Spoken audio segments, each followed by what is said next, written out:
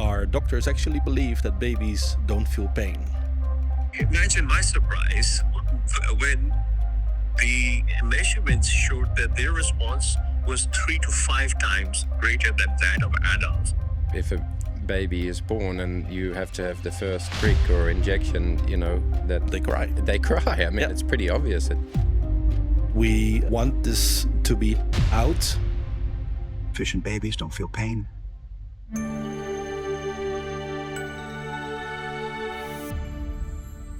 So guys, I just wanted to interrupt for a moment to tell you about an amazing device we use here for the management and treatment of our horses and many other horses that come to the TRT stables. The Hoff Mag K8 is an electromagnetic therapy machine. It is a therapy for the treatment of bones, joint, and soft tissue, which of course includes the muscles, really important for us. It's the next generation and leading machine in electromagnetic therapy. It works for a large range of treatments. It is accelerated healing by stimulating cells to kickstart the healing process. I use it on myself and, of course, all of my horses. If you want to find out more, go to hoffmag.com/TRT. Say it again, hoffmag.com/TRT. Now let's get back to the episode. G'day guys, welcome back to TRT the Podcast. Our guest today, a successful independent Dutch filmmaker with a strong background in philosophy and documentary filmmaking with a focus on social issue. His work includes acclaimed documentaries such as Monumental Crossroads, which aired both in Europe and the USA. He's also an educator, giving lectures and presentations around the world on philosophy and filmmaking. Many of us already know Tim from his crucial role as post-production director in our recently released and insanely successful series, Camp TRT.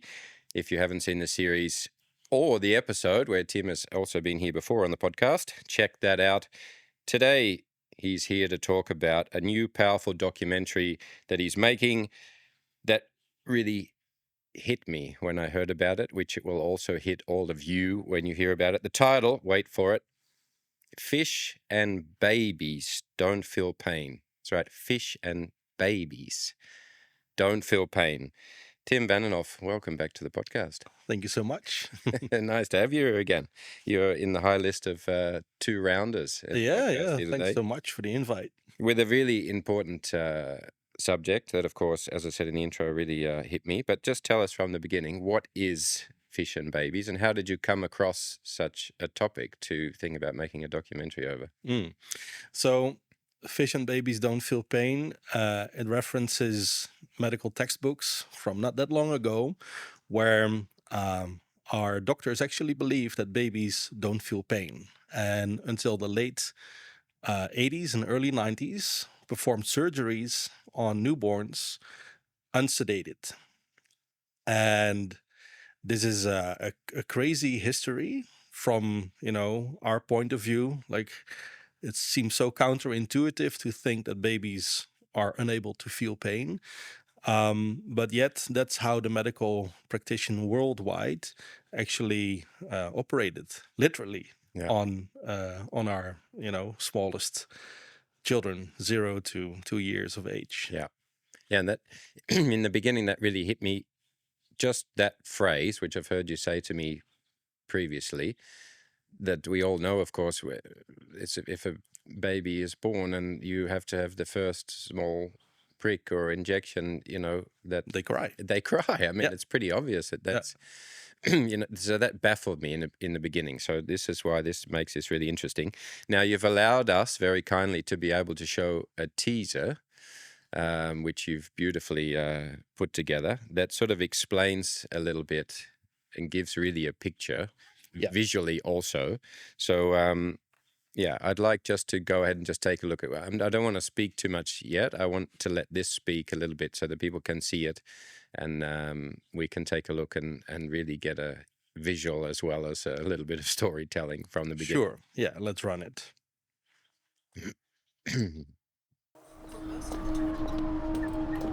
For most of the 20th century, babies underwent surgery without adequate anesthesia because of a counterintuitive doctrine. Because the nerve fibers are unmyelinated. What you're witnessing is quite simply a primitive reflex. Efficient babies don't feel pain.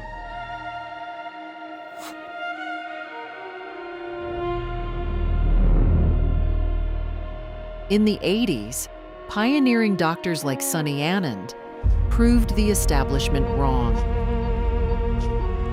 And in just a few years, this global doctrine collapsed.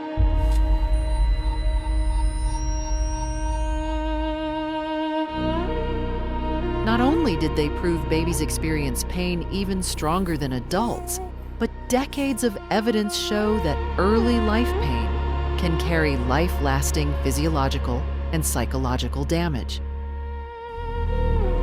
Today, that practice has ended, but over 60% of medical procedures on newborns still expose them to avoidable pain. Go to fishandbabies.com and help make avoidable pain a thing of the past.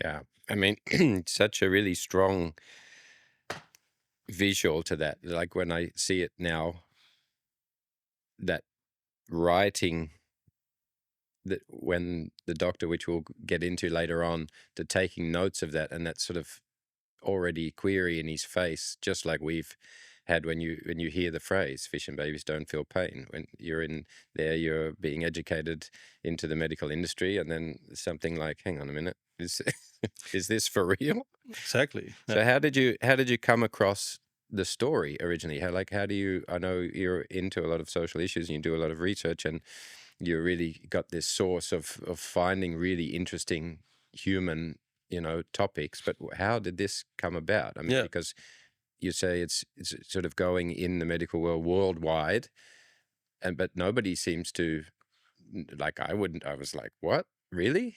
How does you come across Everybody responds in the same way. And the funny thing is, it's not a hidden history. Every now and then, every few years or so, a newspaper or a magazine writes an article about this so-called history.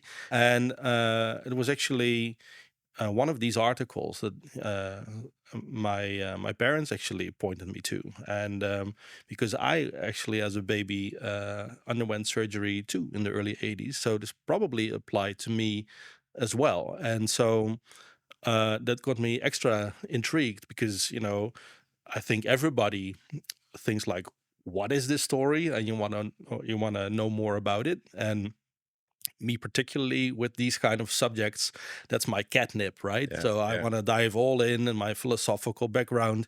I want to understand the why, like how is it possible that for decades people believe something that's so counterintuitive.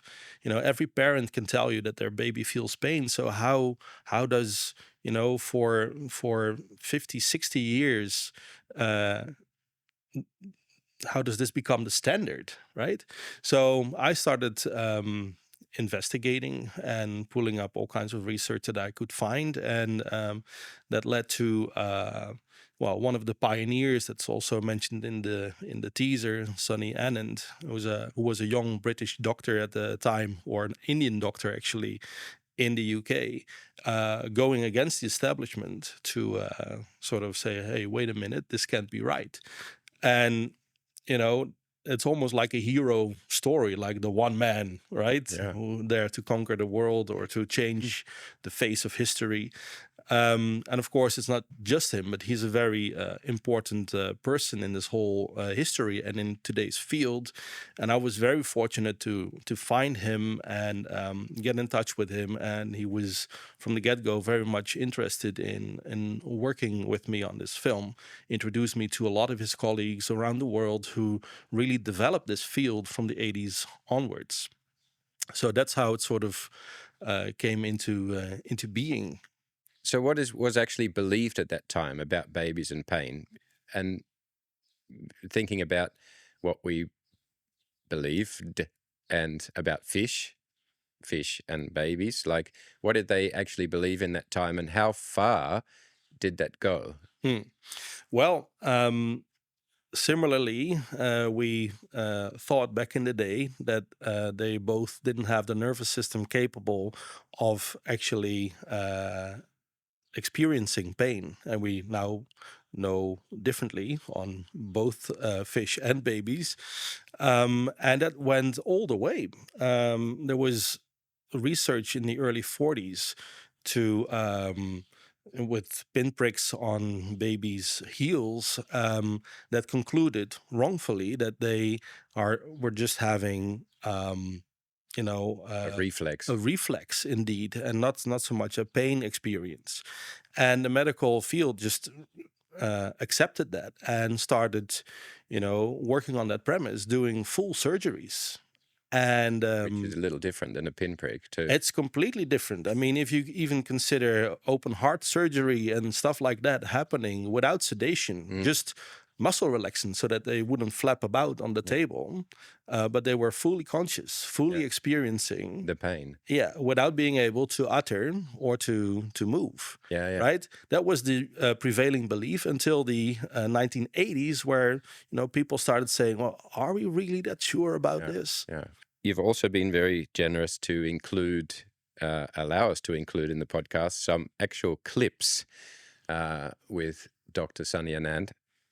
And I think that's also really important. He was the one that sort of started pulling at the threads and challenging the establishment of what's actually going on here. So I think it's an interesting clip to just now let everybody hear how he describes that process of seeing this and what he was going to do about it. Yeah, so this is actually from our first phone conversation where he explained to me what he witnessed. So let me just run that for you. I was working in the newborn ICU at Oxford, and many babies would go for different types of surgeries, and these babies would come back with a big incision halfway across their entire chest, looking gray and completely shut down. And I was aghast, to put it mildly, that these babies were given a dose of muscle relaxant, so could not move anything. And the surgery was done. There was no anesthesia given. And so this just did not seem right. And I asked the anesthesia attendings, now realize, I was barely 22, and these are leaders of the NAFI Department of Anesthetics, perhaps the oldest department of anesthetics anywhere in the world. So they just laughed at me and said, "Kishan, babies don't feel pain." I said, "No, but they do." So I went to my supervisor and I said, "Listen, there's nothing published on anesthesia given to the newborn. Can I do my project on anesthesia in newborns?" And I got to work. Our hypothesis was that because newborns are immature, their endocrine metabolic systems are also immature. And so they would have a very muted, a very limited stress response to the surgery. Imagine my surprise when the measurements showed that their response was 3 to 5 times greater than that of adults having the same kind of surgery. So we published those studies, and what we found was that when you give a proper anesthetic, their stress levels come down. But what we also found was that their post-operative complications are also reduced. And when this paper came out in 1987, it was almost like the silent shot that had been fired from Boston to start the War of Revolution. He sees this, he dares to, ask to do the project, does the research, and then it turns out that actually, at first he's kind of being laughed at to sort of say, well, yeah, of course, fish and babies don't feel pain. That's what we're all taught in education. Exactly. So, where is this claim coming from? But then dares to ask to do the research, does the research, and then finds out that it's actually It's the opposite and much worse. much worse. Yeah. So is that where the paradigm actually started to shift in that moment where he was able to present that paper? Yeah. At first, it was also disbelief, and he even almost got stripped of his medical titles because of his research. And they're going against the establishment. Against the stream, against the establishment.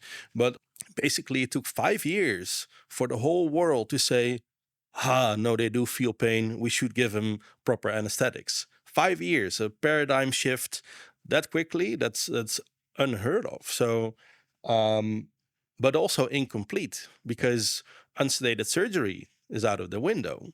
But there's still a lot of avoidable pain that comes with procedures on newborns. So the work isn't done yet. So how is it then that it still goes on? And like how is this not something that I would imagine that you would like hear this as something that just happened, in the good old days, or it happened way back when? And that's how it's always treated. Yeah. Also by, these other media outlets that I mentioned earlier, like this is something from before, but it isn't, because once I started talking to the network around Sunny Anand and the other researchers in Canada and also in the Netherlands, I came to understand that all of that research, it's not being implemented in the rate that you would expect it to be implemented. I mean, if we know that we are harming our kids, our babies, if we know that there's actually long-lasting consequences, actual, developmental changes in terms of brain development, pain processing, not to mention all the cognitive and psychological components that have been, thoroughly researched over decades, then you would expect those to be implemented. Like, this is not what we want, but in over 60% of procedures, so that's like not in surgery, but all the other things that happens in the hospital, like intubation, blood draws, needle sticks, all the care that happens around the actual surgery can be extremely painful, with many procedures a day, especially for preterm infants who are, born early. They experience a lot of procedures that bring a lot of pain that can be avoided, and that just doesn't get implemented because it's just not on the radar of hospital boards, or it's not on the top of their priority list. Yeah. So that's one thing, but also these sort of prevailing beliefs, they still echo on, right? So I've talked to doctors who, are in their 40s, and they went to med school not that long ago, and they still had teachers saying that same thing, fission babies don't feel pain. Because, of course, their teachers were also taught that. So so that change goes very... So it gets passed on. Exactly. And that kind of change goes very slowly, especially without the sort of outside pressure to challenge it. Yeah. And that's, I think, what needs to happen, is to combine sort of this history and, how everybody responds to it. Like, this is unbelievable, right? Yeah.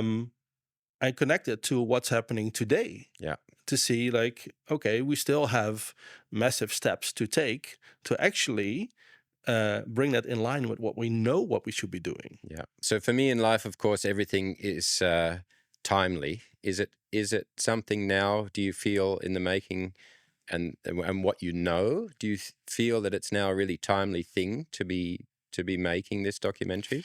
Definitely, because, it is not a history. It's something that's happening right now, and something that needs to be dealt with. And that's also the opinion of the people who developed this field, like Sunny Anand, who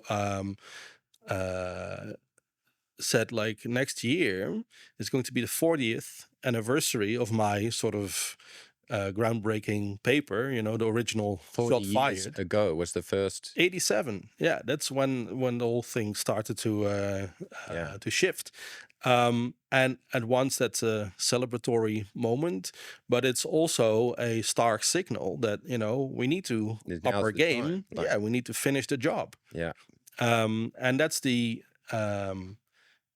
and the opinion of a lot of those people who were part of those early days and who are working in the field now, that there exists quite a sort of gap between what we know we should be doing and what we're actually doing. So yeah, I think it's very timely. Yeah. And so what kind of film then are you actually planning to make? Because I feel a deep passion and purpose and a meaning to this. You're not just making, a sort of shock film for commercial purposes. No. What is the feeling from you of the why? Yeah. So like with my other films, I use film as a tool, not so much as a cinematic experience first. I use it as a visual storytelling tool to educate, to raise awareness, to advocate, and all of these things, they need to happen, because this is about informing the general public. It's about getting a point across within medical, education, nurses programs, hospital training, and from both sides, basically push on this issue in order to help drive that change, to uh, to implement those standards and make avoidable pain a thing of the past. Yeah. Which, of course, for me, you are highly qualified at. Of course, documentaries in the past have also gone on to be in institutions and to be used as educational pieces of content. And of course, if you see that teaser, I mean, you're very good at composing a piece of imagery to really tell a story and to give some feeling and emotion of truth of what's going on. So, I mean, that's something that really, I want to see the film now. Well, I mean, that's why we are actually kicking into production now, and it'll take a while. But in order to make 2027, work, and have it actually coincide with this 40th anniversary, we need a hustle. It's a lot of work. So we've got, of course, the privilege again of hearing another short conversation from Sunny, where, of course, he tells a little bit his idea of what he hopes this documentary will bring. It's extraordinary. And your story as such, but also the field in which you've been so active, has never been front and center of a documentary proper. I don't think so. I think yours would probably be the first. In what way do you think a documentary could benefit the general population? I think it will help people realize that early life trauma can come in many different ways. It could be related to the fact that people have undergone surgery.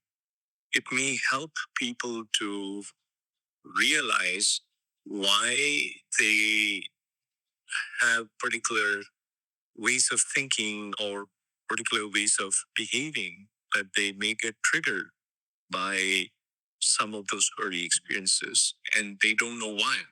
So I think in that sense, it'll be helpful to those people, but also the people who are around them. It will also be helpful to parents, who are planning to have their child going for surgery, into demanding some form of anesthetic and postoperative pain relief. In addition, you may want to make something which would be useful for medical professionals or medical students and, those who are training in the fields of pediatrics and neonatology. So I think there is value in, imparting this knowledge through a more powerful medium than through just textbooks and, lectures. My gut feeling is that you're not here to sensationalize these issues, but you're there to inform people better and help them. So obviously, I'm happy to play a part in any of these roles that you may decide upon. Yeah, so it's a really interesting point. Of course, this is not a film that's going to be made for film's sake. That you can have a blockbuster on Netflix, but of course, this will be something that's also a film that is used. That's Not- the intention for Yeah, it. Yeah. not just to be seen. Yeah. So if there's people now, like I'm feeling already, like the urge to support. So if someone is being triggered now this far in our conversation, hearing what they've heard and seeing what they've seen, how would someone go about doing that?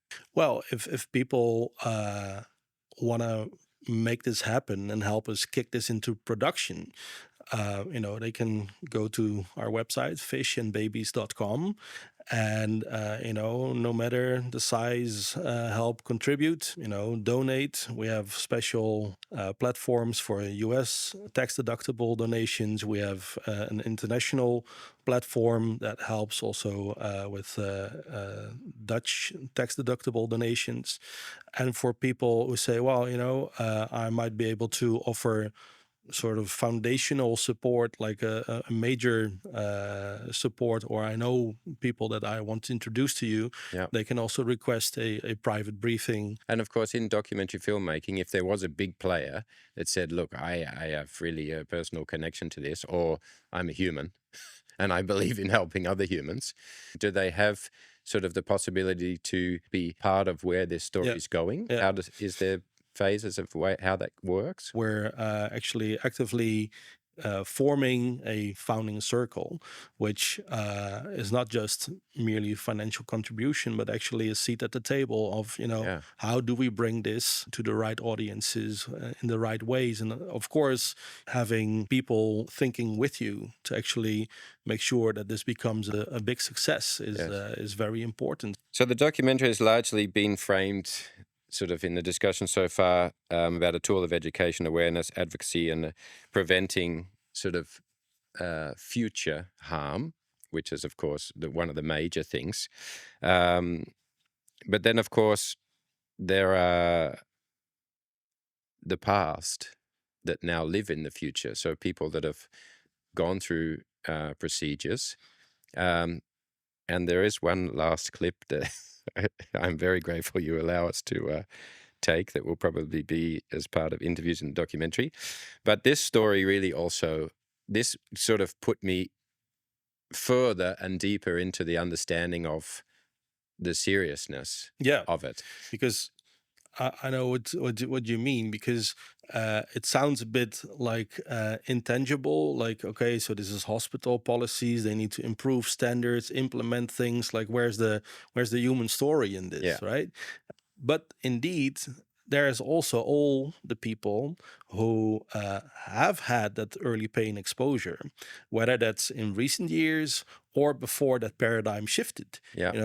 People like myself who in the 80s or earlier had surgery, who might actually have quite some issues that they're grappling with without even understanding the root cause. And we can talk a bit more about that, but by ways of introducing... let's listen to that, because this story, that got my brain really thinking about all the possible things that people have to deal with that they can't pinpoint. That this could be a possible understanding of that. And this story, like, it's so clear in revealing that. My brain really went down the rabbit warren of... Let's run it. So we documented, cognitive and behavioral problems, a lot of emotional upset and things like that. At that time, I also met a mother, and she told me this story. She was a faculty member at Emory University who was a clinical psychologist for children. So she knew the psychology of children better than most of us. And so she said, my daughter was born premature. So she was in the NICU for 2 or 3 months. And this poor mother would be sitting at the bedside and would see her daughter being stuck with a needle or to get a heel stick or other things. And so she said, in order to distract her, she said, I had this rattle, like a plastic rattle, that created white noise. So when the nurses came to stick a needle, she would just shake the rattle and try to distract her daughter. The child survived, did very well, went to school, and this child was about 10 years old. So one day, this girl and her mother, they were cleaning out the attic, and she found this rattle. And so she told her child, "You remember this rattle I used to use?" And immediately that girl sat down on the attic floor and curled up into a fetal position, lying on her side. And she was extremely anxious. So literally, the mother had to hold her close and make her feel secure. And daughter said to her, "Throw away that horrible thing. I don't know what it is, but it's like my whole body is aching." So she kind of had like a PTSD response. And she was feeling the pain of her stay in the newborn ICU just by hearing. It was like a conditioned reflex in some ways. And there were many stories like this that parents told me. Yeah, so this is, of course, something that stayed in a child Yeah. from an experience from an early age Yeah. that is related and is triggered by just something that happened in the environment. Yeah. I mean, that makes it so connected to a lot of things that people may have a phobia to, a trauma to. It may, the mental stability, mental health, stress factors, burnouts.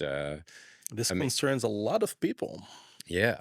By conservative estimates, over 5 million babies underwent unsedated surgery annually. 5 million. Million, yes. So times 5 decades. And I'm not saying all of them have PTSD type of issues. Yeah.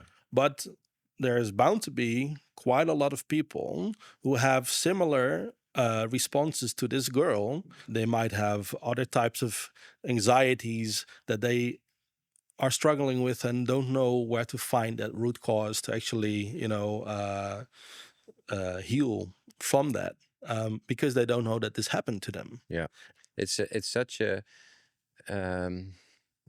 for me, going into that part, for a lot of people, just the awareness and the knowing that this is a thing and that it could shed light on something that they're struggling with in their adult life, and like that could be such a like holy, getting over something traumatic or dealing with something that you're struggling with is sometimes the realization and the awareness of where it maybe stems from that allows the process of processing it to be able to overcome it.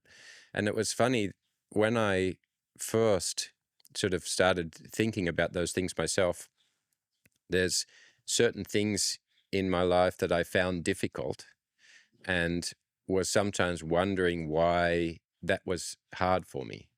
I remember when I started sort of martial arts training and boxing and things like that, and on my left side, I always found it difficult to defend and have an outward expression of my body. I would always, if something come from the left, I'd had this inner reflex to protect, and on my right, I was strong. And then it's sort of actually only hearing about this and preparing for this chat we're having today. Of course, I was going into thinking about my own life and things like that. And actually, when I was quite young, I had a sort of flashback of when I was a child. And my mother had told me later on in life that this had happened. But I was playing out in the front yard, and a neighbor or a kid from the neighborhood was sort of coming down the road, and for some unbeknownst reason, a young boy does stupid shit. He picked up a rock and he was sort of threatening to throw it at me, and I was sort of in that process of wondering, would somebody actually do that? Why would somebody do that? he threw the rock and it hit me in the eye. And it sort of, split here. And, I sort of went to the ground, and I was young. So, of course, I was crying and went into my mother. And then it was swollen and my eye was sore for quite some time. It was on the left side. And when, in learning martial arts, doing boxing, things like that, it was very difficult for me to not, when something came from that side, go into this defensive reaction. Whether it's completely related, but it gives me this understanding of, oh, that's why my body maybe is doing this. And it kind of freed me of this imbalance or this reflex reaction of protection, a survival instinct that exists in your body. Without addressing it, you carry it with you. It's like the biography that's written on your skin. Yeah. So I can imagine for a lot of people, this could be very liberating just to have the awareness of what's going on there. Yeah. Yeah, I can relate to that. I mean, like I said, I had unsedated surgery as a child.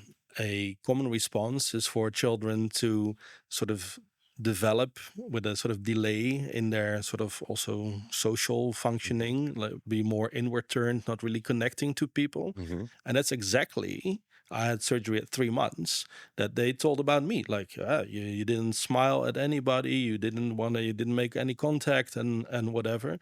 And that I always carried as, oh, that must have been just me being special, right? And trying to overcompensate by becoming a filmmaker and being, in everybody's face all the time.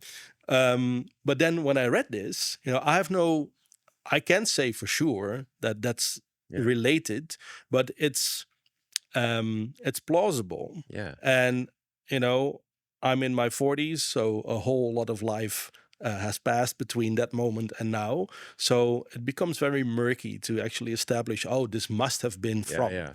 But it at least does give you a sense of direction. Yeah. When you're trying to release something that can give huge benefit to the, I don't want to, talk like we're about to become a superhero, but it's going to be, if you get this off the ground with all the research and all the things you're bringing together, that it can be of help to billions of people across the world from the, but it is. I mean, I can say that from this position because I can see and have a good overview of what you're trying to do, and if someone is then, and to create a movement where people want to get behind this because they are personally affected by this. And I feel that just through the experience that I've had, delving into it. And just that, coming to me about that thing that happened when I was little, that's already for me like, there's so many, it can be really of great benefit to a lot of people. Yeah. Of course, my intrigue and interest into this could keep us talking for hours. But I think what's important for people to understand is also the perspective of where you're at right now and what needs to happen in order to unlock the next stage to get this, the next gun in shifting this further. Exactly. So over the past year, I've been developing this project, both in terms of the structure, defining audiences, goals, delivery pathways, and all of that, as well as the research, meeting with those researchers and doctors that are instrumental to the story, getting their buy-in, approval of the story, and say, you know what, I want to be part of this. We're now ready to actually get to the next stage. Start go logistically to the people, start the interviews, roll the cameras, start producing. You're in the starting blocks and you're ready filming. To start to produce. Exactly. And that hinges now on the capitalization. So what we need right now is support, people donating whatever amount they're comfortable with. We have it set up on our website, fishandbabies.com. People can donate tax deductibly from the US, from the Netherlands. We can international people can donate. People who are considering a major contribution, who might also want to have a seat at the table to become a founding circle member, or to introduce me to people who might be a good fit. They're welcome to request a private briefing so we can talk that through. And they're just basically humans of all of stages, all walks of life, to of all give stages. support to a humanitarian Exactly. project. Yeah. I'm in the process of booking meetings in California in early June. So I'll be making a bit of a fundraising tour in the US. So if people in the US are interested in becoming a major contributor, a founding circle member, we might be able to connect in person while I'm there. And then from that point on, you touched on it before, but what if someone starts to back and the gun goes and you can start production? In what time period then can people expect to be able to see this documentary?